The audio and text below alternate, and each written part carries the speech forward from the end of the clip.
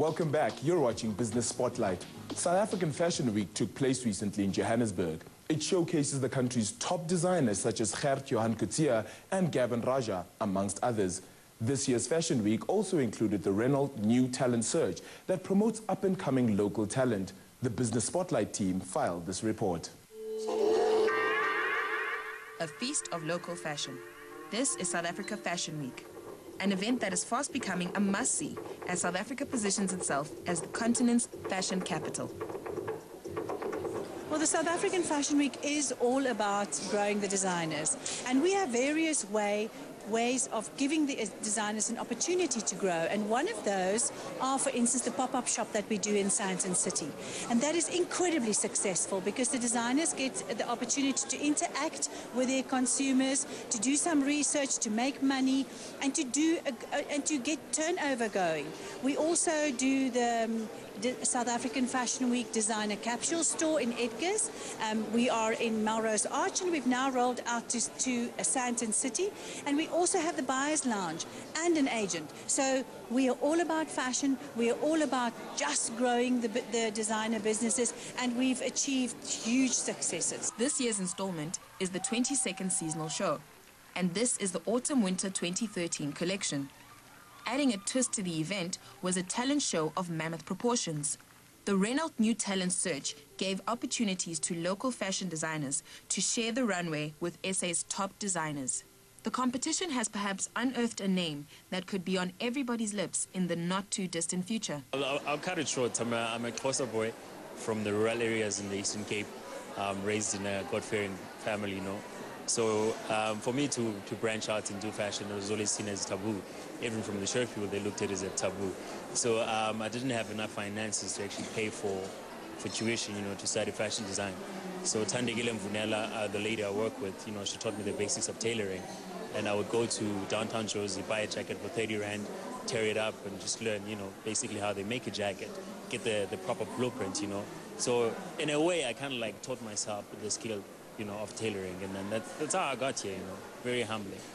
The accolade brings a kind of attention that is needed to create awareness and growth, both of which are crucial elements for a successful business. I think, you know, it's very admirable that the buzzword in South Africa now is about entrepreneurship and sort of supporting small business. But I think in reality, I think our focus on a larger scale in terms of government, manufacturing, unions is elsewhere. And I think although we speak about entrepreneurship, we don't have an enabling environment in South Africa to really support the small businesses.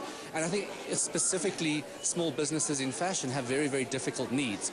You are battling against kind of imports, you are battling against the huge machine that is China manufacturer, and we really can't compete on those levels. So we really need to find kind of scale down the expectations and find out the pockets of where we can nurture those small businesses, small communities.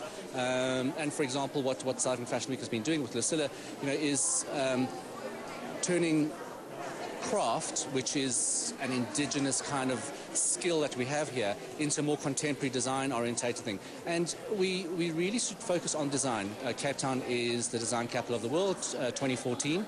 So the focus, you know, we have a lot of creativity here. We need that help in turning it into businesses. But almost all fashion in South Africa is on a micro-business level, and we need to support that and grow that very, very slowly.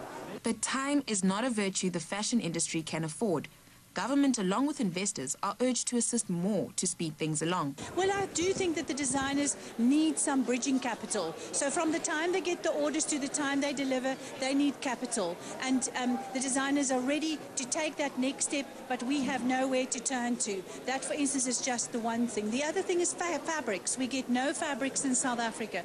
And also then not getting the bridging capital or the bridging funds stops the designers from blocking their fabrics. So they've got to work with what they have at the moment, and if that runs out, it's gone. So we need huge support. We need not only financial support, but also mentorship programs needs to be put into place. We need to teach the designers how to do business creatively and how to build their businesses and how to do all of those things that they are now ready to do.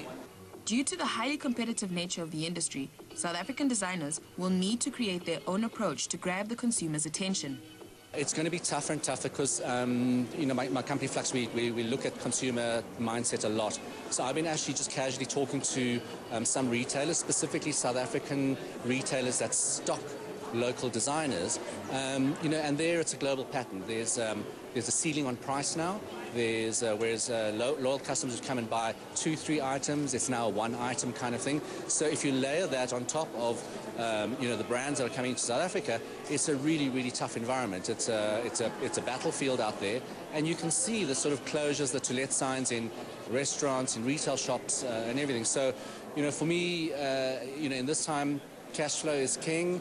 You make sure that you get to the people who are loyal to you, and you really make sure you hold on to that base. This base looks to create the right path for future top designers of the country. With that, hopefully many more creatives like Zanu Siteto will shine for the South African fashion industry.